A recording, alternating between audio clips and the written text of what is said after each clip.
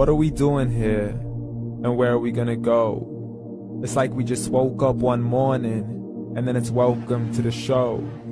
Don't ask any questions, just go with the flow. Make as much money as you can, and try your best not to get broke. Copy everything you see on the TV, from the hairstyles to the clothes, and don't think too often, just do exactly as you're told. And if you ever get confused, then just turn towards the alcohol. You still hear your thoughts? Then just turn up the radio as you learn to live a lifestyle of drugs, sex, and rock and roll.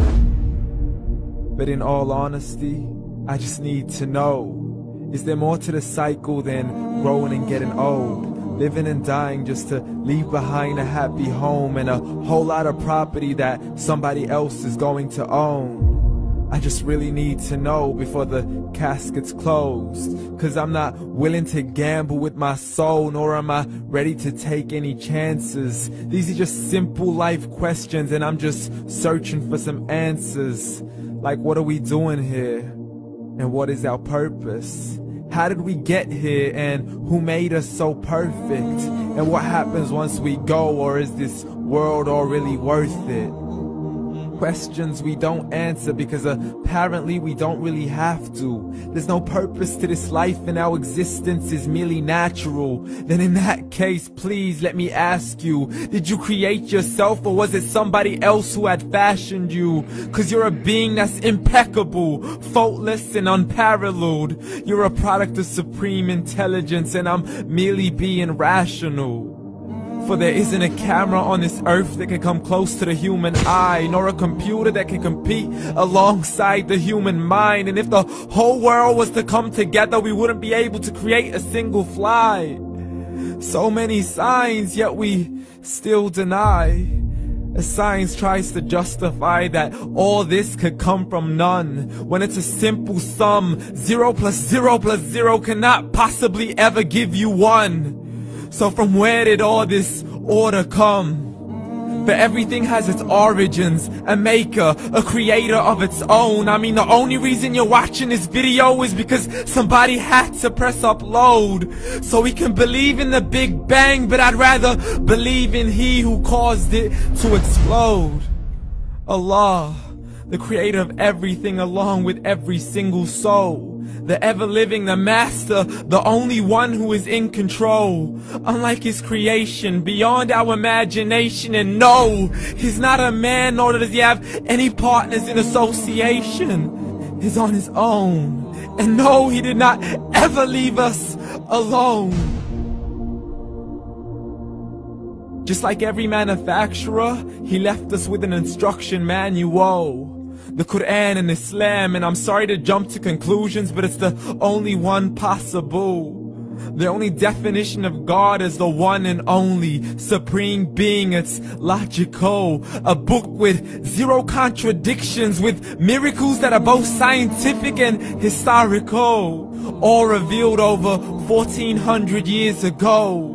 Like the detailed description of the human embryo. The descriptions of the human embryo in the Quran cannot be based on scientific knowledge in the 7th century. To the mountains as pegs holding firm the earth below, and the 2 seas that don't mix in a complete separate flow. To the planets in orbit, alternating night and day as they stay in flow. The expansion of the universe and the creation of everything from H2O.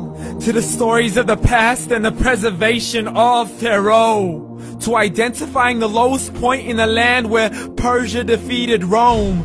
The gushing fluid that created man in the glands between the ribs and the backbone. And not a word has changed, it's still the same. So please explain how all this was known over 1400 years ago. To a man who couldn't read or write, as he would recite whatever the angels spoke. And if you still don't believe, please try to come up with something that's even close. But you can't, so we took God as a mockery and his messengers as a joke. Muhammad could not read or write.